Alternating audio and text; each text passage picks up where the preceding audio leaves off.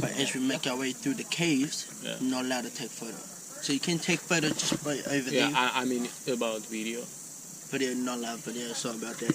What's the reason? Why is it? It's because of the glowworms and also that something bad could happen. Because we're Māoris and you guys ain't. So we're kind of different cultures at the moment. So something bad can really happen. Oh, okay. So welcome to the Carlton Caves, everyone. My name is Bailey. I'll be one of 3 guys taking you through. We also have Ara at the front and Leon at the back. The caves are 200 meters long, take us roughly 25 minutes to go through. Normally we'll go straight through and out into a bush walk, but we're doing a little bit of maintenance to break the process down. There's no more photography or filming, and if you feel a few drips, it's just water.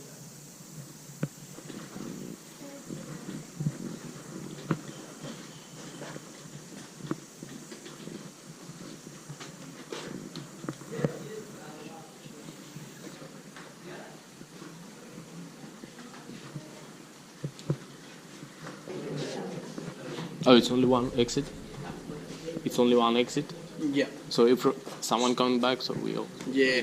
So some of them are still going through, and when they stop at a certain point, they'll make their way out.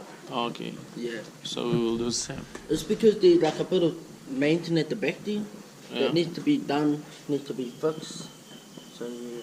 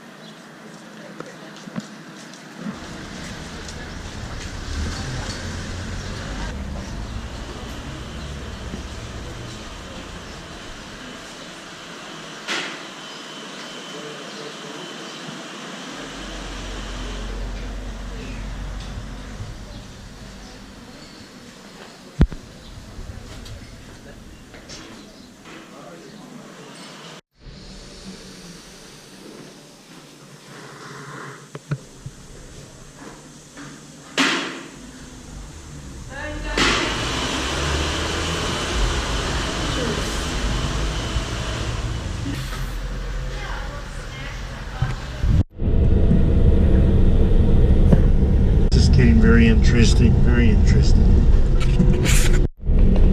And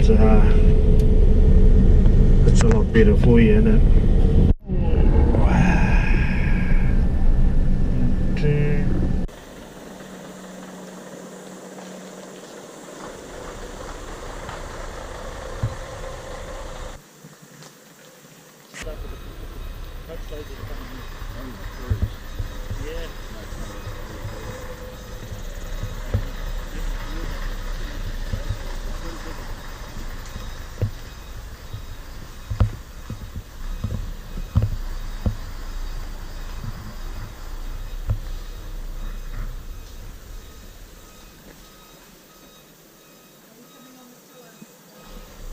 Yeah, I've got to push them along.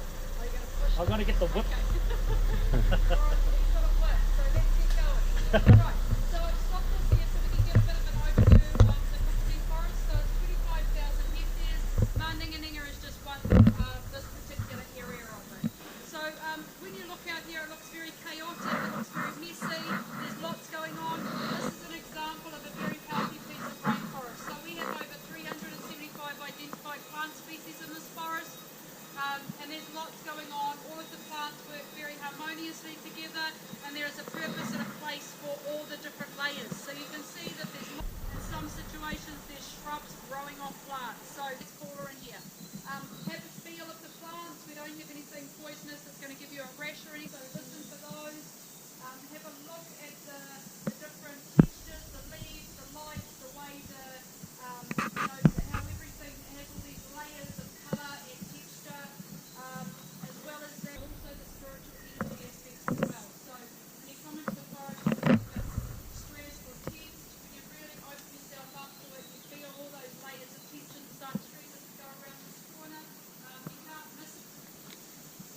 trees just split and that's all the Yeah. fibre in the tree.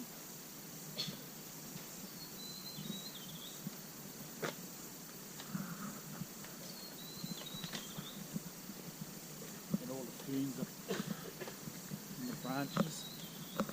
We got the big ferns and they're all our small ferns up there.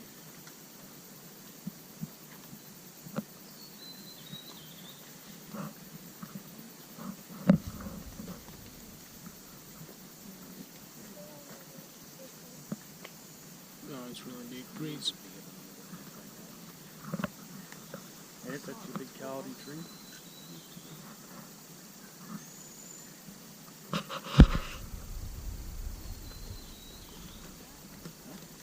Or sea possums with a baby in its pouch, one on its back, another one beside it. So they became a real problem. And the thing with the farm started to drop off and the forest started to die off. So when there were chicks and eggs, snakes and rates were eating through, the bird numbers were dropping and we just started to see the forest starting, and they're doing trapping all the way through this forest. So since they've been trapping, the bird numbers have increased by 80%. We're starting to see. So some of the birds that we've got in this forest, we've got kiwis. So the unique things about it, it also has one of the largest egg to mother ratios, 35 eggs to the size of the mother. The chicks hatch fully feathered, they eat the yolk for a few days and then they go off on their own. So they are a very unique bird, they're flightless, they're nocturnal. We also have wood pigeons or kiddos, very large pigeons, beautiful white chest and iridescent feathers. They're a really important seed dispersers, so they eat a lot of berries. At certain times of the year they You need too close to the bed because you've got claws in it. Yeah, I wouldn't cuddle him. Someone tried to steal one from New Zealand and they got claws. They would too. Especially if they have, If they're awake. that's right, if they're looking up themselves. They sleep most of the time. It's been lucky they found one awake. So all those things dropping down, that's off the big coyote tree, that's the cone around there, you'll get really good photos on the way back. farmland. So you can see the cocoa trees live in very swampy environments. So they started to drain the swamp and find the leak the gum that way.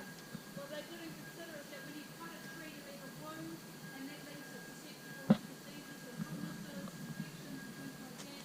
And that's what's happened with this. The forest will naturally try and regenerate itself. So you can see this stump has effectively become a compost pile, and we now have all these vines, mosses, ferns, saplings, tree ferns, all starting to grow on it, and it will just naturally replenish. Within 150 years of being here, Europeans have wiped out most of our coyote forests, and that was through the bleeding process and the milling. So we'll walk around the next corner and we'll have a look at the milling.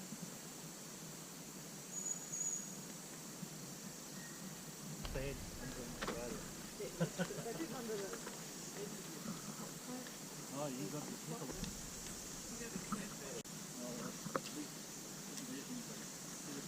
Okay, so we've got a tree that's been milled here. So to get one of these coyote trees down, they have big saws, one man on either side. They got it down, cut into big rounds, then chains and ropes tied around the tin houses. Very fine pioneer. So where we've got this big hole up in the canopy now, that's where this coyote tree was standing. So what's happening now is all these saplings are starting to shoot up towards the light. They will create shade, and then we'll get an influx of all the shade-loving plants. So again, we can see the impact that humans have had, and then when the forest will naturally try and replenish itself. So we've got the oldest of our coyote.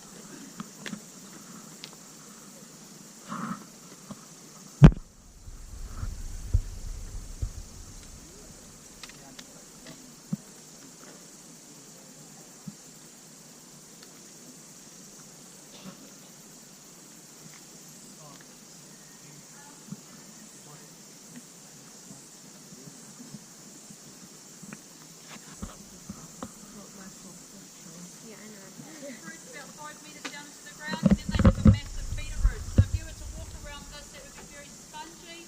The feeder roots effectively create this compost pile, and as the leaves and bark are falling down, they'll sit in the seed for 10 years. It's been getting into the community, and all of them would not be able to.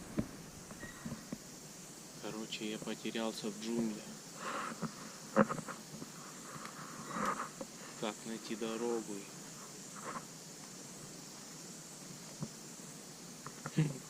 Ебать.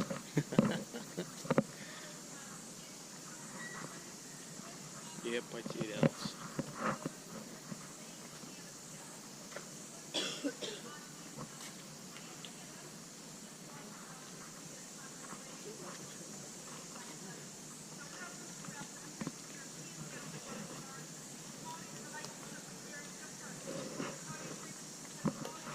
Дерево.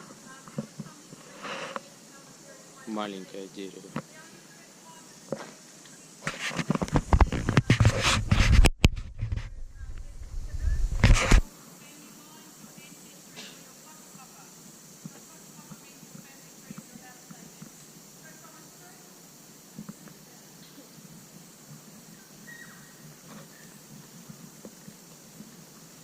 Focus one on the left there, you can see how much, Sorry?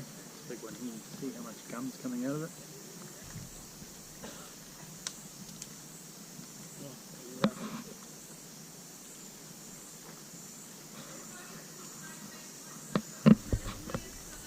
Доебался до меня, смотри туда, смотри сюда.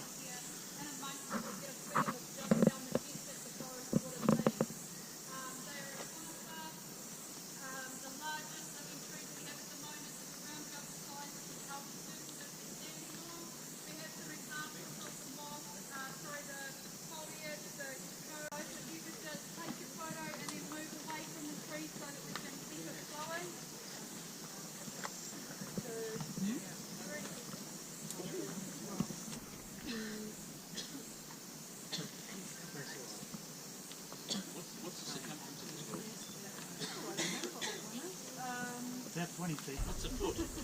Oh, well, you want me to? Around, 20 feet around. Короче, говорит, что всем деревьям в лесу около 1200 лет. Но они правда большие.